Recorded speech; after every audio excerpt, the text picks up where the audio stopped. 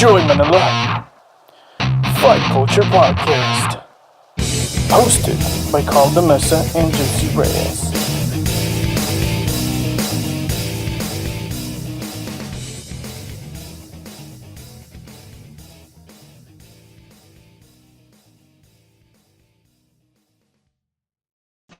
Okay, hello. This is the Destroy Manila podcast. This segment is called Fighters First. First competition, first MMA fight, first of everything. And online, today, we are interviewing Miss Jade Lu, Hello. Fabricia Blue Belt, model of heels, Yeah. and just recently, MMA fighter. Yeah. Hello, Finally. Jade. Hello. Hello, Jade. Welcome to this DSTRY.MNL podcast. Thank you. Thanks for having me. How Uh, has it been, Jade? Tiring, but it was good. I just came from Malaysia, so that was a nice break Yeah, from training. but that was work though, right? You didn't Yeah. train at all there? It was, but I didn't get punched in the face there, so Oh, that's that was a always a good rest. That was a rest. No choking, no grappling, no punching for a week. yeah, away from the all the tiring training. Yeah, and I just got back, so it's exciting. It's exciting to get back after a while. You realize how much you miss it. Yeah. Yeah, exactly. So, Jade, you had just had your first debut fight last end of July, July 31, right? At July Domination Fight League. 29, yeah? Ch- Yeah. July 29, sorry. Yeah. July 29 at Domination Fight League. You Yeah. fought at Yeah. strawweight. You fought against Denise Yeah. Denise Habanag Cabanag. Cabanag. Yeah. But She's you were from supposed Hybrid Yan. Mm. hybrid, yeah. Yeah. So she was a striker. Yeah. It was striker versus grappler that night. Classic. Yeah. Classic. Yeah. It was good. It was good. It was a fun experience. Um, you can tell that she's used to what she's doing. Mhm. So and I was new to strike. I am new to striking. So it was fun. It was different. Was that her first fight too? Or you're It not sure? was not her first fight. Oh. I believe Ooh. she'd been fighting before and she took a short break. Uh-huh. Mhm. So that was her first fight after a break. But it Wow. was my first fight. Oh, well, how was Yeah. that experience for you? It was scary. Because in jiu-jitsu, when you fight, you're in an open mat. You're in an open space. Right. And this one is like, wow, you are in an enclosed space. You have two girls trying to beat each other up, basically. How So scary it was was different. Like the moment, how scary was yeah, getting hit? like so I went in the ring and I was like, wow, like you can't get out unless unless you tap out. But it's like there's no escape. It's like, okay, this is for real. And then they made us, like for the fight, so we had to go in, and then they closed the gate, and it's like, oh, it's real. Oh, it's Did, real. did something click when they like locked it? Like, Yeah, it's like, click. Oops. Oops. No backing out. Was it So like it was different. Like that. what did I get myself Yeah. into moment? A little bit. The first 10 seconds felt like that. Because like before the fight, it was kind of like pageantry involved. Like we know that in MMA there's some pageantry involved, right? yeah, the So like walkout. maybe half an hour before the fight, it's like, okay guys, here's a cue. You go in the Uh, cage, you kind uh, of do your thing, you go around, and then you get out. Like, all right, so the first while, my first time inside the cage, I was just there walking, and uh. then your theme song is playing, and you're like, What? yeah. Hey, what did you walk And out to, then, Jake? What was the hmm? song? What was the song you walked out to? My song is Boys Wanna Be Her by Peaches. Oh yeah, Yeah. Peaches, of course. Of course. What fight name did It you was end up good. choosing? Hmm? What fight name did you end up choosing? Sorry. I don't have one. I don't have You one yet. haven't. You didn't. I've been thinking, it's funny because I've been Uh-huh. thinking about that since I first started MMA class. Like the moment I Yeah. got Yeah. into MMA class, I'm like, I wonder what my fight name's gonna be.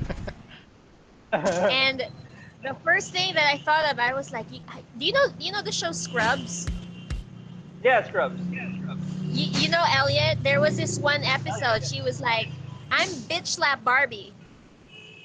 So I yeah. was like, You "Ooh, were going to go with I that? want that to be my name." Nah, no. Nah, Barbie, But you should go with that, man. It's what? pretty long though. It's pretty That long. was long. That was long. So I was like, let's just stick to Jade Lu until someone comes up with a better one for me.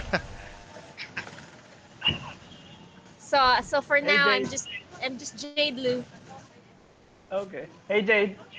I Yeah. remember you were telling me because you were supposed to fight previously at UKC, right? Yes. That Can you that tell is us what happened correct. there? Yeah. What happened and you didn't fight? Um, The fight got the thing with UKC is, you know how they release the names, your matchup, kind of a couple weeks before the fight. Yeah. And I was, um, I was matched up to a person named Ariane, Oh. who hmm is from a boxing gym. So the whole time we were hmm like, okay, this chick's gonna be a boxer. Like, hmm all right, Ariane, get ready. hmm And on the day of the fight, or actually the night before the fight, we find out Ariane is a dude. Whoa. So it Oh, was a mismatch. oh, It was a dude, so it was a mismatch. So I girls ended got up balls. he Damn. so he ended up fighting someone else, and I ended up not having a fight. So that was it. Did they tell you what Unfortunately, happened? yeah. What happened? Uh, No, no, Yes. No we excuses. just Like, I'm made a sorry. mistake. And the thing is, the sucky part was the weeks before, because I usually fight at 51 kilos. That's about Uh, 112 pounds. hmm. uh, And Ariane is 120. So we tried to Wow. make me go up 120. So on what? fight day, Wow. I weighed 116 ish.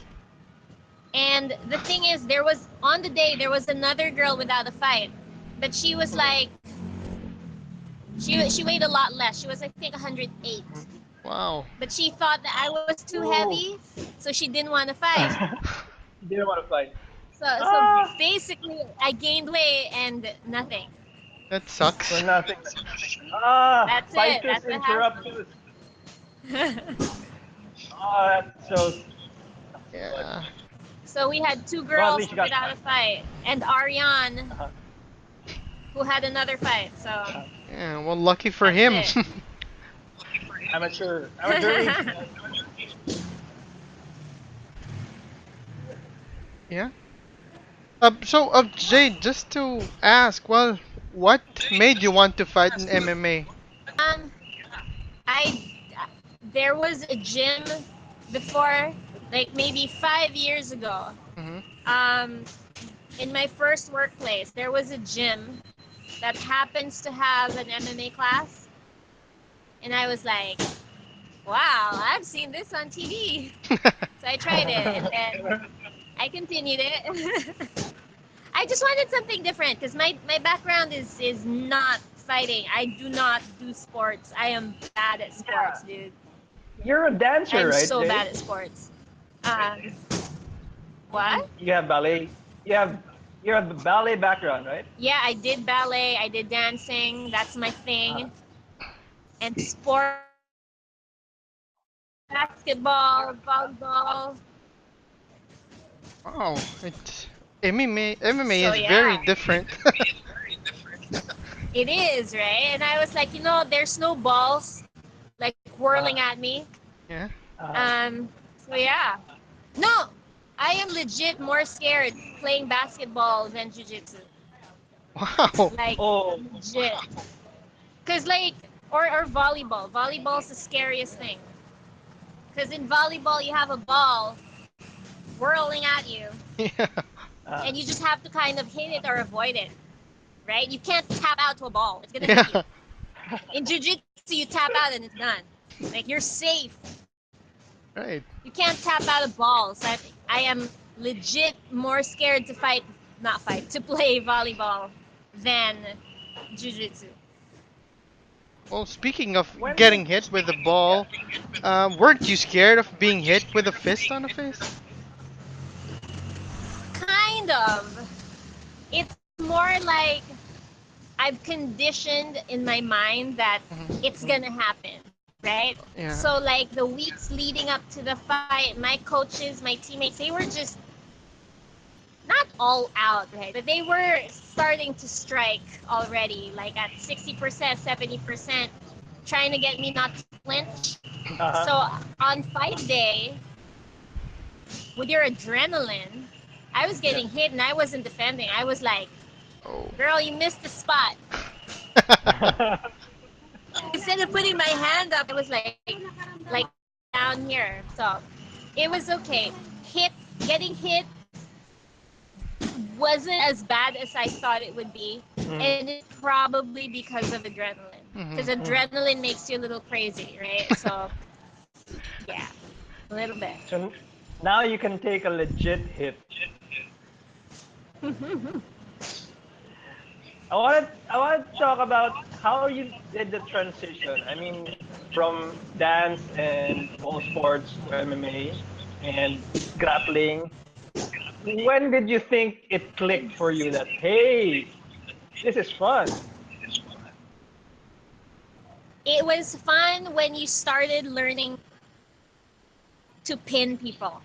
Okay. I couldn't submit people at first, but I could try to pin them down, and Hmm. that was fun. Okay.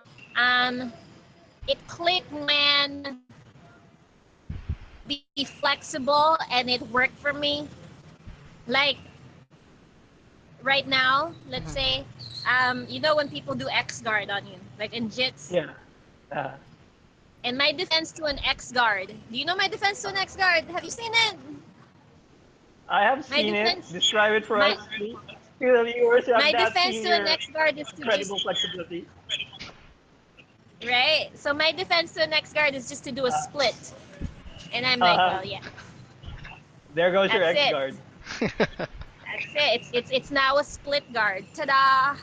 Um, but it wasn't so bad. The transition wasn't so bad because dancing has a lot of ground movement as well. Yeah. And so being on the floor and being in some awkward position wasn't so bad. But the thing that I had to adjust to was having another person be with me.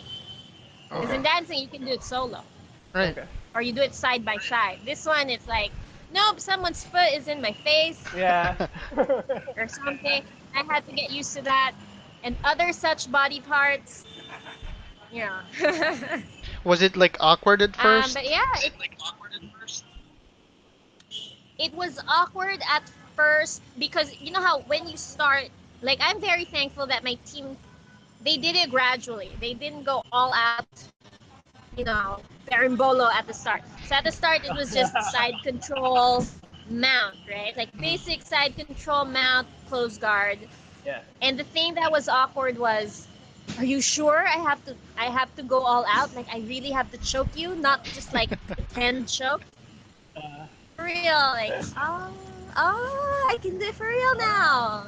yeah. So that Full was fun. full strength. So I was allowed to do that. And same thing for MMA actually. It was like when I was learning how to strike, Yeah. Yeah. obviously I've never really hit people. It Hmm. was always the bag, it was always the pad. Uh, So when I started MMA camp, Dwayne was like, Jade, you have to hit for real. Like, I don't want to hit the person. They're like, dude, I'm a bigger person than you. You're not gonna Uh-huh. hurt me as much. Plus, Uh-huh. there's a headgear, and Mm. Dwayne Yeah. is used to.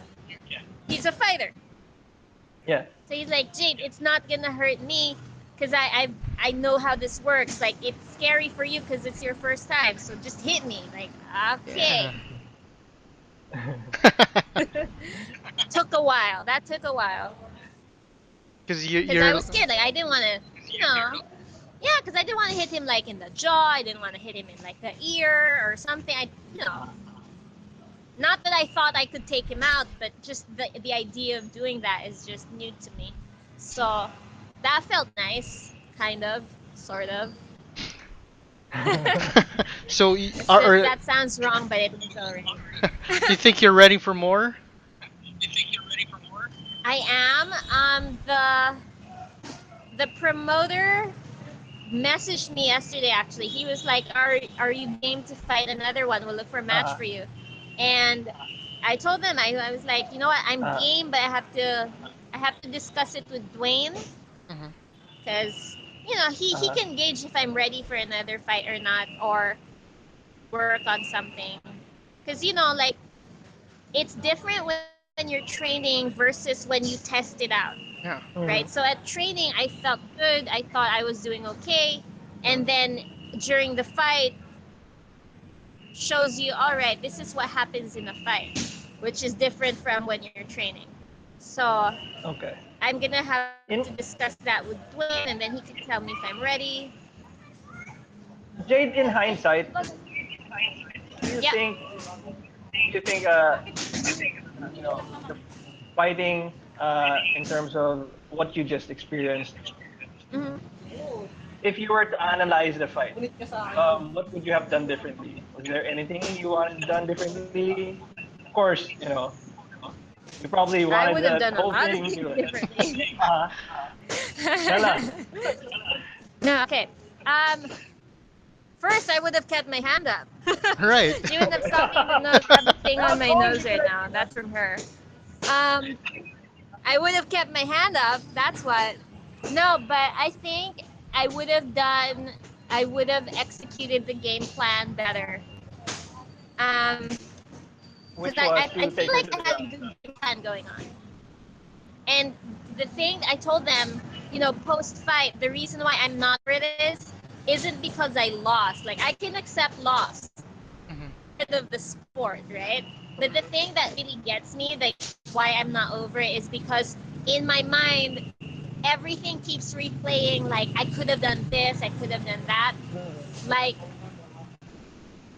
I was so focused. For example, I was so focused on the clinch. I wanted to get that hip throw. Mm. That wasn't working. In hindsight, I could have done a double leg takedown. In hindsight, I Okay. could have done a cold shigari, you know? Okay. So all that kept playing in my head. So it would have been implement your judo because sorry, what belt are Yeah. you in judo now? Yellow. You're Just yellow, yellow. and then of course Yeah. MMA wrestling, of course. You've been Yes, training in yes, that, definitely. so it's more take Um, her to the ground and then submit her. I wanted to take her to the ground. That's the thing that frustrated me was I wasn't able to do that Mm-hmm. because I knew that I was stronger on the ground. Again, she's the striker, I'm a grappler. If Yeah. And in my mind, I'm like, what if I jump guard? What if I pull guard? Oh, Crazy thing, oh. something I know, right? Like just to be on that level. Bring her to the It's ground. not the Yeah. best. I know that, but Uh-huh.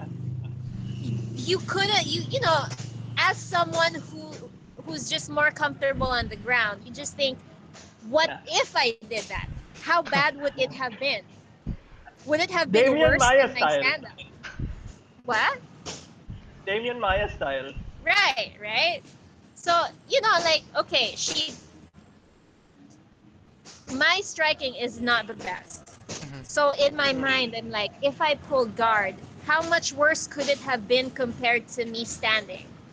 It could not have been Exactly. worse. So now in my Exactly. mind, I'm like, maybe I should have done this. Maybe I should have done that. Things would have been different if I pulled guard. Things would have been different if I went down and tried to do an X guard and tried to get her back or something like that. did a berimbolo or something. you know, at that point, I felt like, well, after the fight, when I replay it in my mind, it's like based on the outcome that came about, there was really nothing to lose. If I pulled guard, it wouldn't have been much worse. if I jumped guard, it wouldn't have been much worse. So that's the Okay. thing that really got to me actually. The whole I could have done this, you know?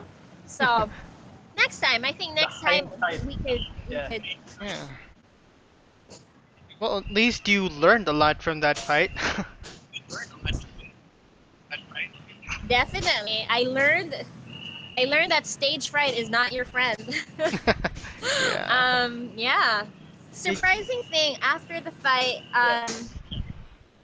because they do a medical checkup. They check your face if anything Yeah. broke. They check your pressure Yeah. and everything. How are sorry, how are And your injuries? Just very quickly. Did you have anything broken? thankfully, thankfully, like my face was just swollen for a few days, but after that it was Oh, fine, right? wala na siya. And Okay. so when they Sorry. check my pressure, when they check my Yeah. BP, my pulse, it wasn't it didn't seem like I was like super hyped up Mhm. during the fight. It was on the calmer side. It just shows like, okay, physically I wasn't freaking out, but mentally I was really freaking out. Like mentally Ah. I was blank and hyped at the same time. Like I forgot everything else. I forgot to set it up with a jab. I forgot to hit with the correct leg, you know, blank. But I was hyped in my mind at the same time just to get that clinch because that was part of the game plan, was to get the Yeah. clinch. So it's like it was a mental game.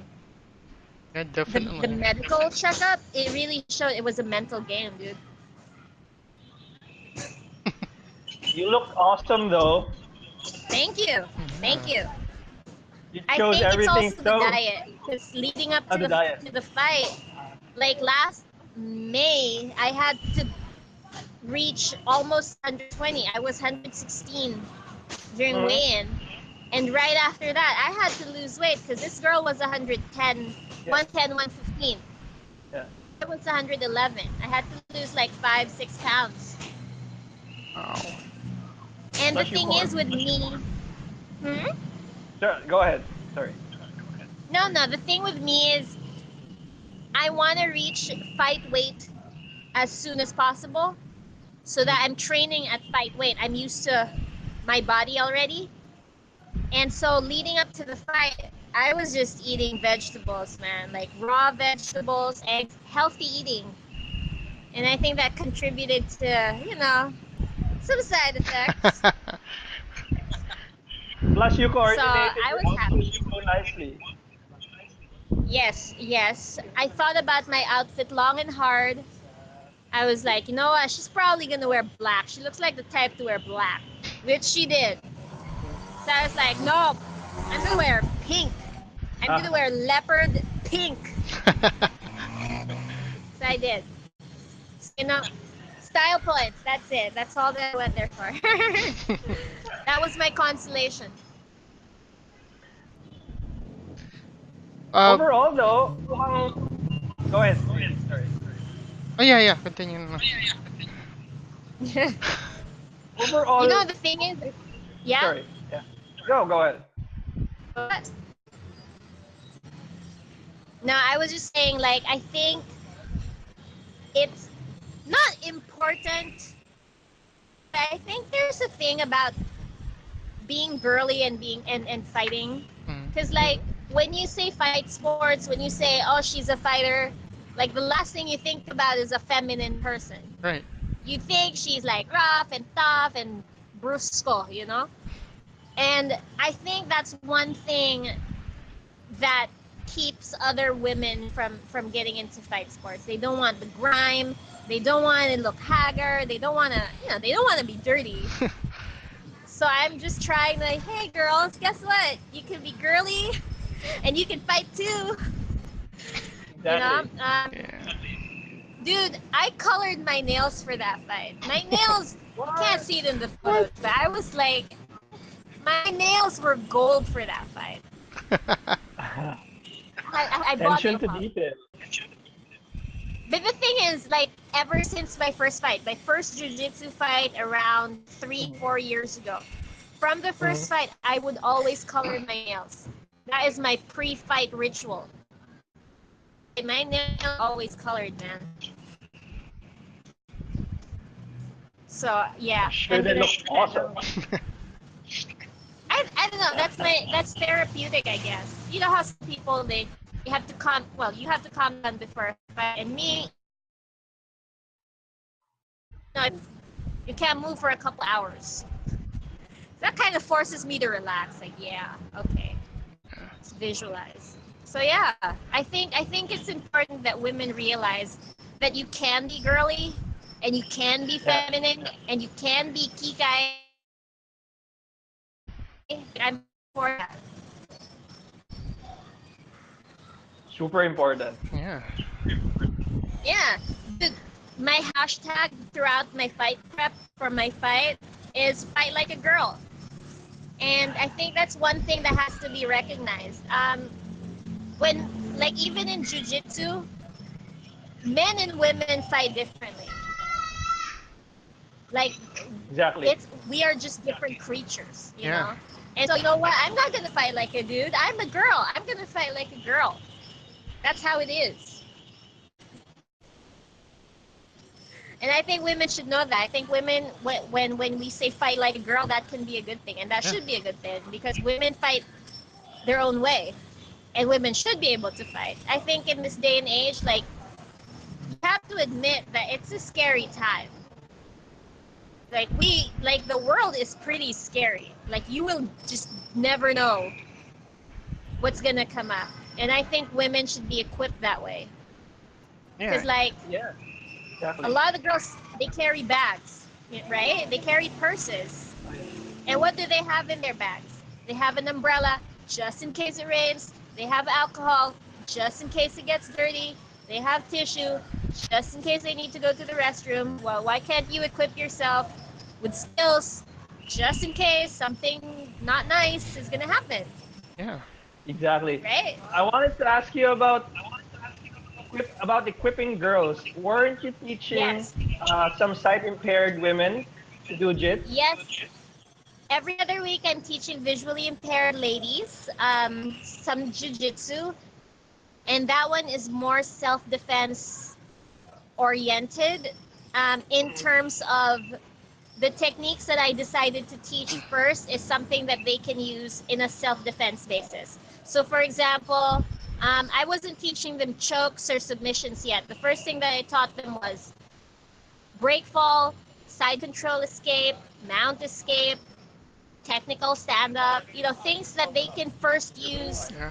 outside the mats.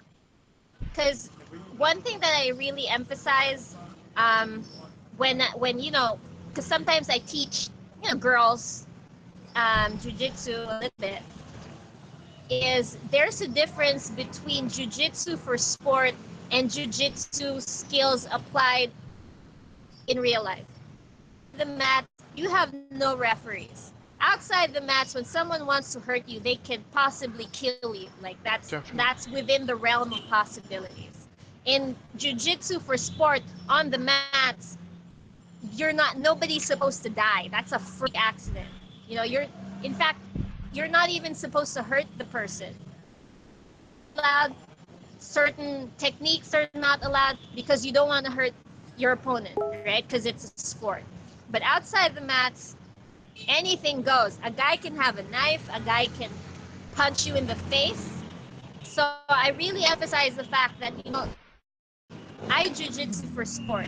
But if I had to apply it outside in a self-defense situation, I'm going to scratch the guy. Yeah. You can apply your jiu-jitsu technique plus survival skills. It's important to know the difference. Tama. Tama. They're just, there are people who troll. And trolls, right? Like Big throws. I could show a girl to learn how to escape. For example, okay, lesson number one, side control escape. You have to start somewhere. Side control escape. And trolls would come at you and be like, oh, what if he had this? What if he did this? What if I'm like, dude, wait a minute. if you if a guy attacked me on the street, I won't just push him. I will probably poke him in the eyeballs. Like that's what you do when someone's attacking you on the street, right? And that's something that I think, again, people should recognize, people should realize. Like, it's important to learn these skills and know when and where and how to apply them, especially women. So I'm all for women that fight, and that's the thing with these visually impaired girls. You know, they already have impairment with their vision. So one thing is self-defense. The second thing is to just understand how the body works. Because sometimes, for example, break fall, that's not necessarily someone attacking. It could be them falling down. And you don't want to be injured and be visually impaired. That's going to be harder, right? So, you know, those skills as well. Like, at the same time, they're learning certain skills that they can use every day. You know, just a little bit extra that they can use. You are just amazing, man. Yeah. How hard is it to teach these girls? It's hard in terms of you have to really prompt them. Because, for example, I teach 4 girls. So 3 of them are just like visually impaired, and 1 is fully blind. So the 3 girls, they can sort of see what you're doing, right? But the 1 visually impaired girl, she's totally, right? Because what we don't realize is in class, we rely a lot on looking at people. Yeah. Our instructions are always, do it like this, do it this way, do it like this. But when you're teaching someone blind, you can't say it's like this. No, they can't see it. They can't see what you're about to do to them. So you have to, there is the physical prompt. You have to put their hand, you have to move their hand with your hand. Sometimes I have to take her hand, I have to put it here, put your hand here, or something, you know? And then I have to demo it to them. It's like, okay, look, I'm gonna put my hand here across your neck.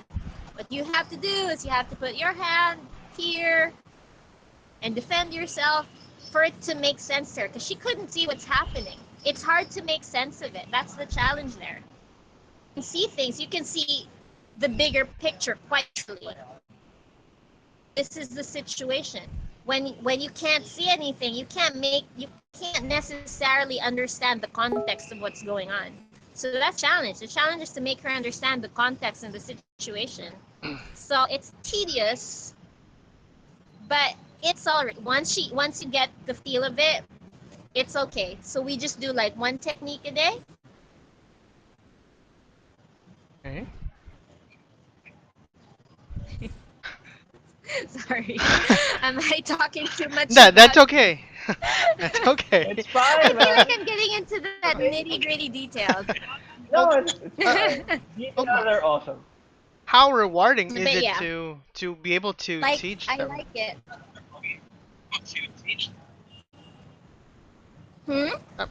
How does it feel to actually be able to help them? I mean, they're visually impaired, and you get to share your knowledge of jiu-jitsu with them. How fulfilling is it?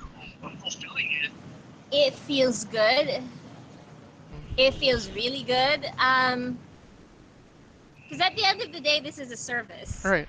And it feels good to do service. It's like, what can I do to contribute to society, right? What is one thing that I can do that will, help them? It's so easy and I'm not saying it's bad. Like, it's nice to give, for example, donations and stuff like that. Yeah. But to me personally, I like something a little bit longer than donating 20 pesos. Like I don't know, like that 20 pesos is gone. Yeah. There's Coach Jack. That 20 pesos is gone within the day, and I'll be happy to help someone for a day. That feels great. But then you kind of want something a little more sustainable, something that's a little more long term. If I teach you one technique today and you practice it, you may be able to use that a long time. It can save your life, you know? Yeah. So that's that was what's in my mind. Um, so it's literally just giving time and effort to someone and trying to make a difference a little bit. Yeah. Because what do I have? I don't really have much in terms of resource, like physical resource, but I do have, you know, these other resources. I have training. Coach Stephen is nice to allow us to do it in the gym. That's a Yeah. resource, and that's great. And I'm happy that other people are supportive of it. You know, why not pool all this and try to make a difference in someone's life and set an example? And that's one thing that I do want. I want to do. It's not so much to be known as a good fighter or a good athlete, but it's more Yeah. to be a good example to others. Like you can keep the gold medals. I can spark the world, the change in the world. Right. That's a good enough exchange for me. You know. Of course, you know, medals are nice too. Not gonna lie, it's always nice. Shiny medals are But always awesome. it kinds of things just put things to perspective for me in terms of what happens beyond the mat. You know, Hmm.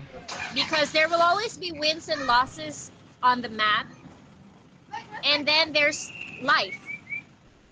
It's like, okay, what now, right? So it's like, all right, how do I make the world a better place?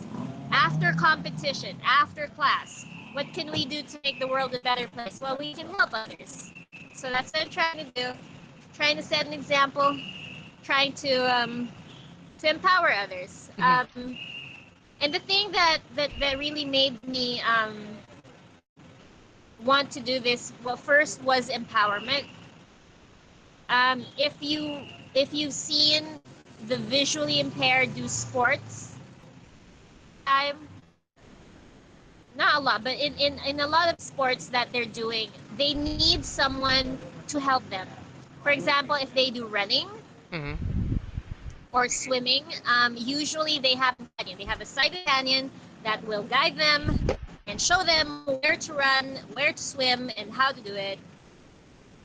In that sense, when they're doing sports, they're still pretty dependent on someone.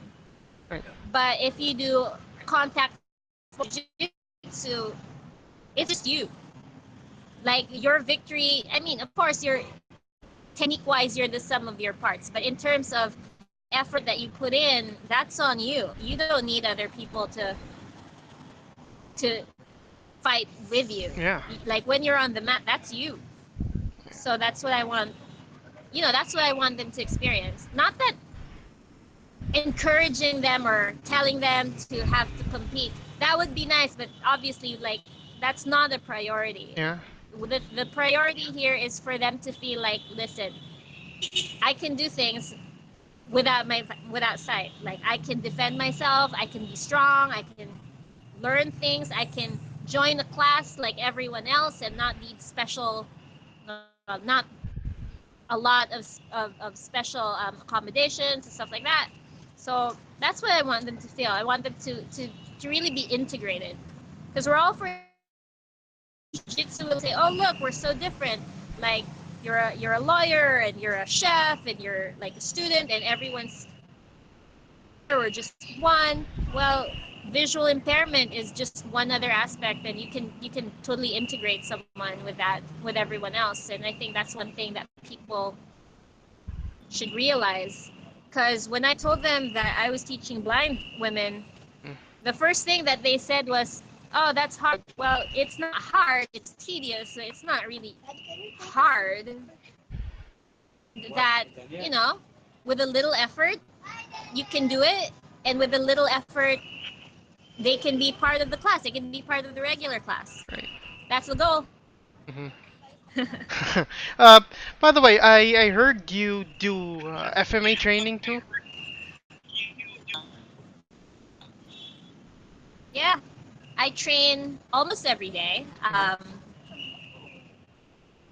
whenever I can. So sometimes that's 7 days in a week. Mm, oh. Um, but of course, sometimes you skip training and you go eat out instead. Which, Work-life balance, right? yeah. Which That's the style do beauty of you? training 7 days a week. Which style? Yeah. Of which one? For Well, my main thing now is jujitsu. Mhm. No gi more than gi, I think. Just because I started with no gi first. So, yeah. I teach the visually impaired girls no gi jujitsu first. And we want to eventually transition to gi because the gi has more grips. Yeah. So if you're visually impaired, you do want that tactile, feeling more. So we're trying to transition to that. What about with your FMA training, your Filipino martial arts training? For FMA, I haven't. Well, I try to go there whenever I can. Well, I'm trying out Calis, Hmm. so that's again something else. Sword fight, which is great. I love it, and that's another thing that people don't realize. You can integrate into you can integrate that into MMA. You can Yeah. integrate that into jiu-jitsu Yeah. without the swords, of course, because it teaches you hand movement. It teaches you timing. So I really see value in that. I think everything, like if you just you just have to think about things in a different way. So people think, oh, it's sword fighting. How can that be? How can that be MMA? MMA Yeah. doesn't have weapons. But if you think about it, hand movement, awareness, all that really contributes. And it all ties together, right? Yeah. Yeah, definitely. That's why I definitely see value in it.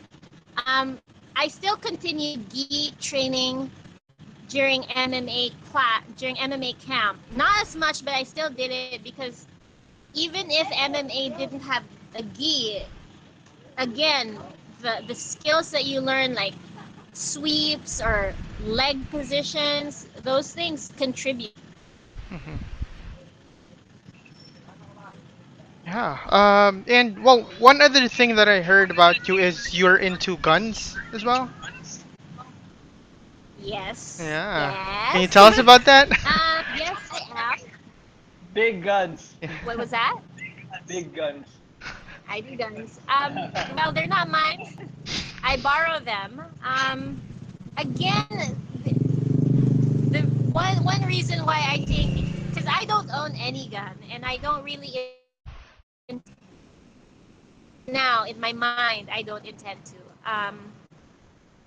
But again, the whole self-defense, the world is a scary Right. place thing, um, comes into play. Because before I literally held a gun for the first time 5 years ago, and I remember it was in the firing range in Quezon City. I remember the first time, and like we were just two girls, and we just wanted to try it out. I remember the first time I held a gun, I was scared of the gun. I was scared of how it would sound. I was scared of it, right? And I was scared of the gunfire and everything. And I realized, sometimes that's what bad guys use. Yeah. It's not necessarily the gun. They don't necessarily want to shoot someone, but they do want to scare people. And being exposed to guns makes you. I mean, I'm still scared, but I'm not freaking out anymore. Like right now, if I hear a gunshot, I'm not gonna panic. I'm gonna be aware, I'm gonna try to be careful, obviously, but I'm not gonna panic and freak out and cower into like a little ball. Yeah. Probably would have if I've never carried a gun before. I probably would cower in fear if I'm not exposed to guns as much as I am right now. But I'm not a shooter. I'm not like, I can't shoot as well as other more experienced people or people with more practice do. But one thing I can say is, compared to someone with zero gun experience, I'm less scared. Yeah. I In a situation that involves a gun, I could probably think a little better just because the sound doesn't startle me anymore. Like there's no shock factor with sounds anymore. At least right now, in terms of me thinking about it right now, because it's an observation. I've seen people like if it's their first time in a gun range and they hear a gun Yeah. shoot, like they're not prepared and they hear a gun shoot. The first thing that they do is to kind of do this and to kind of cower a little bit, right? I mean, understandably, I did that too my first time. But as the day progressed, as they got used to hearing it, as they understood, listen, a gun's not going to shoot you or not going to hit you unless A, it's pointed at you, or B, it ricochets Right. towards you. So with that understanding, they're going to freak out a little less. And as the day progressed, I see these same people, when they hear a gunshot, they don't get as scared anymore. Like, yeah, there's a little shock, but they don't cower like that anymore. They're like, oh, okay, all right, you know. And I think in any self-defense situation, like just that of just not freaking out could help someone. That could be the difference between safety and danger. Yeah. Exactly. Yeah. Plus, So if I'm the zombie apocalypse ever comes, you'll know when to double tap. right.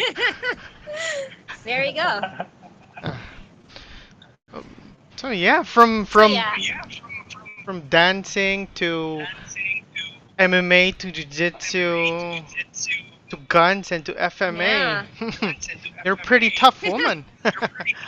I try. I Badass. do my own Badass, stunts. yeah. You do your, that should be your fight name. Right.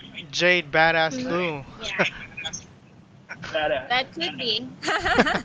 No, I think I'm just trying to.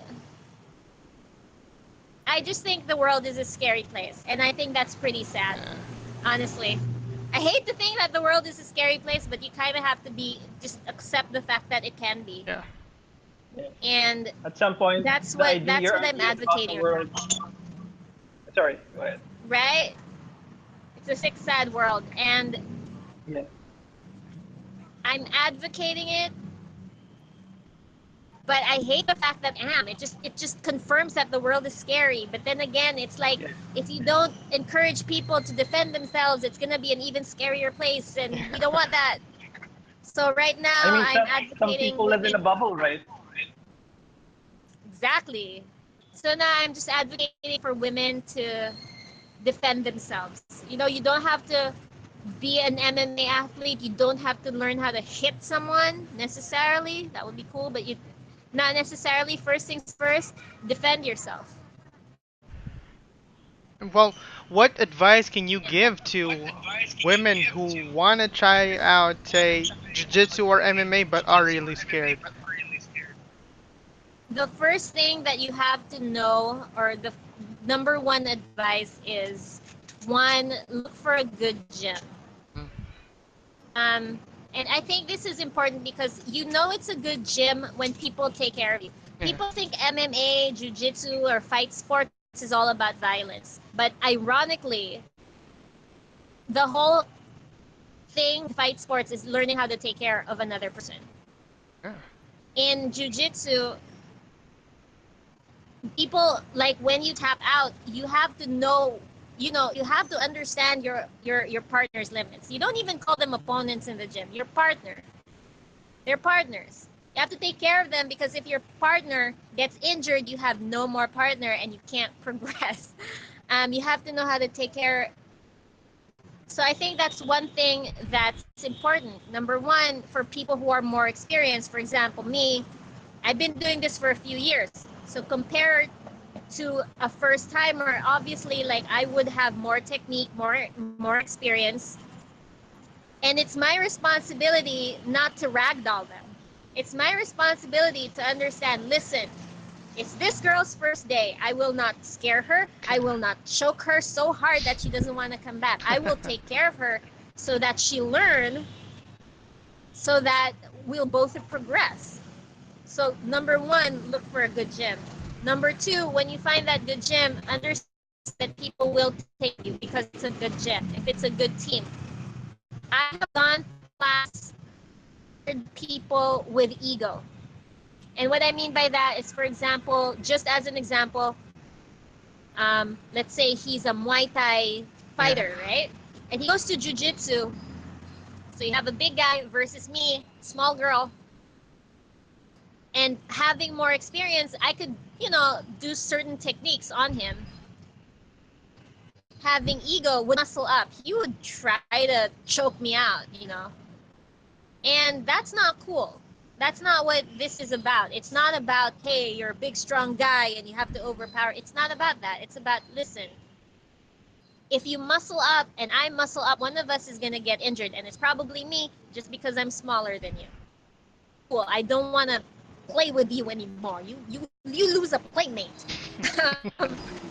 And that's one thing that women have to understand as well. In especially in jiu-jitsu where it's all body contact. You have no personal space, right? In boxing, you and your instructor are a hand away. You're an arm's length away. Yeah. You're not touching anyone, basically. But in jiu-jitsu, you have no choice. The first thing you do is wrap your legs around the other person.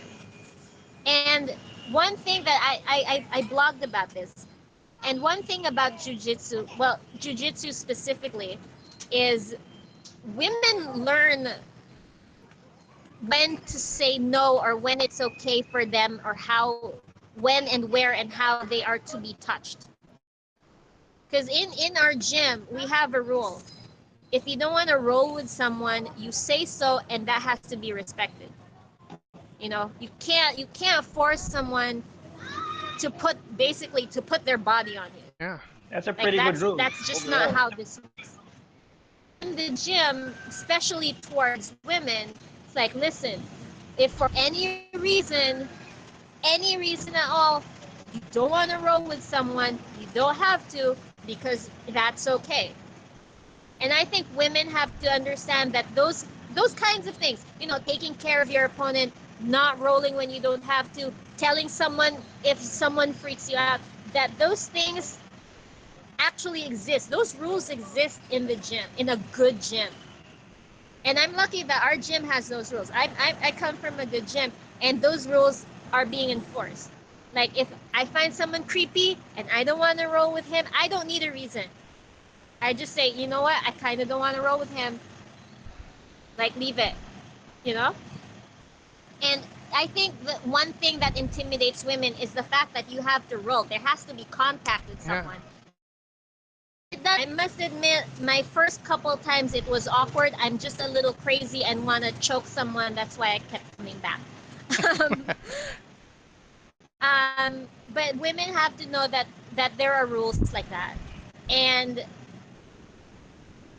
I think if they understand that those things exist, it'll be less scary. They'll know that, hey, listen, it's a fight sport, but number one, above all, even in competition, above all, safety comes first. Yeah.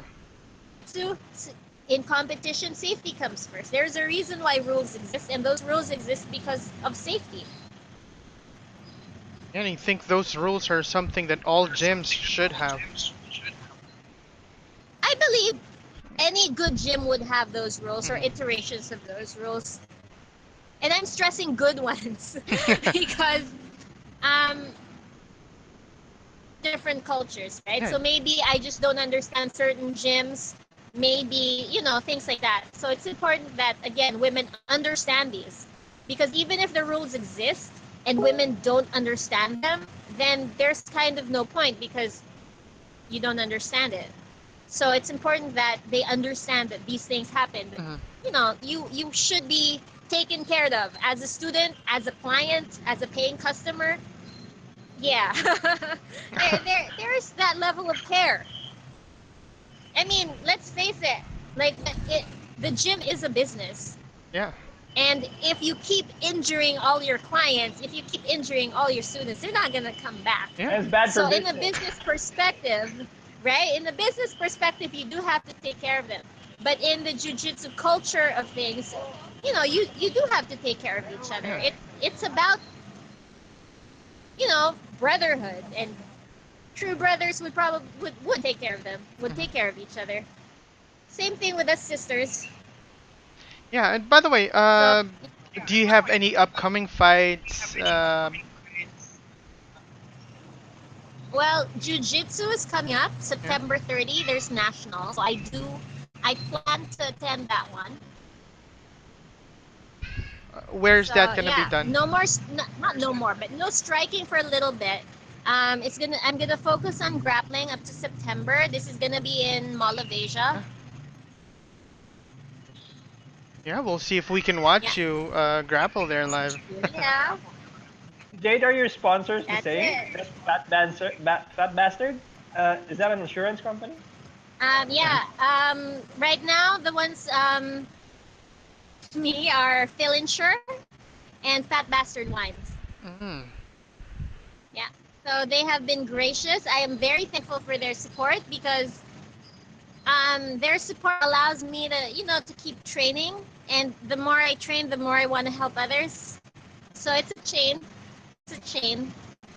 You really just want to. I think the moment that whole helping bug bites you, you kind of want to do more. You kind of want to help some more. Yeah. It's nice And to right give back. now, hmm? It's nice to give back. It is nice to give back. And right now, like I teach the visually impaired every other week.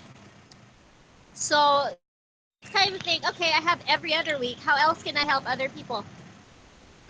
Yeah. So it makes, yeah, the Hey, moment you is the you help women class someone, open to?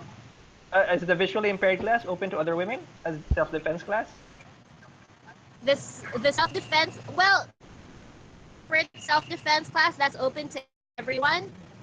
For Hmm. now, I'm just saying my students, because it is a bit challenging to teach the visually Yeah. impaired. And Hmm. at one point, I do want, there have been some other teammates that have offered to help me out teaching. But I think for now, just because they're starting, it would be better to just have one instructor Yeah. first, you know? And I'm not saying I'm the best. I'm just saying, I kind of started this. So we'll see. We'll give them a good foundation first. All this, I'm consulting with our head coach, Coach Stephen. Um, in fact, sometimes he observes the class. So at least I know that, we're going the right direction. But after we give them a foundation, I do want maybe to integrate them to the regular class, even once in a while. And then maybe eventually we can expand the class and maybe we can ask other teammates to help out. Yeah. Just a moment, Jade. Just have to fix something. All right. So yeah. By the way, do you have anything you want to promote? Ah, what do I want to promote? No, I just want Like, to how did thank that skills thing came about? I just want to thank Fat Bastard Wines and Villansure for supporting me throughout all this. I want to thank Coach Stephen for being a supportive coach, and to my teammates. One thing that I really want to thank them for is just the fact that nobody ever told me I can't do it. Yeah. Everybody's always been supportive. Like, all our teammates have been supportive of each other. I think that's really cool, and I'm thankful for that. And I'm really thankful for everyone that helps me along the way. Overall, Jade, was your MMA first MMA experience visceral enough for you? Was it better or worse than you expected? It was better than I expected. Um, my biggest fear was to get knocked out. She's from Yao Yan. I think it's She's everybody's gonna do fear. a big back fist and she's gonna knock me out. Like, I was scared of that. Oh, But that didn't happen. Mhm. So that's a win we for will me. definitely see you fight again though What else? in the cage. Right? And just the fact that I went through it, that was a good experience. So now, because every time you fight, it exposes what you're good at and what you're not good at.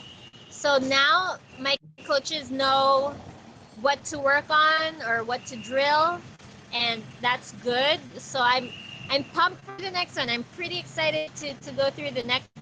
So let's see. Hell yeah! Yeah. Yeah. That's I'd how love we to do. see more of you. I I have hope to. to Oh see no! that. I have to get better outfits. Oh yeah, exactly. You can't wear that same outfit. No, of course not. And then I have to coordinate that with my nails and everything. It's complex. Fight sports is complex. Yeah. Especially the walkout song. New walkout song. A new song. I might have a new song. Yeah. I New might. song. Mm-hmm. I already have one in mind, but we'll see. Thank you so much, Jade. Thank you, Jade. Thank All you for right. Pleasure. allowing You're us to interview you. Of course. No problem. Yeah, And thank you for supporting your local fighters. I think they definitely need more support. Men course. and women. definitely. We're looking forward to seeing you in the pros. Let's hope it gets there. I'm sure it will. Let's see. All Bye, right. Jade. Bye, Jade. Thank you Thank so you. much. Bye. Thanks, man.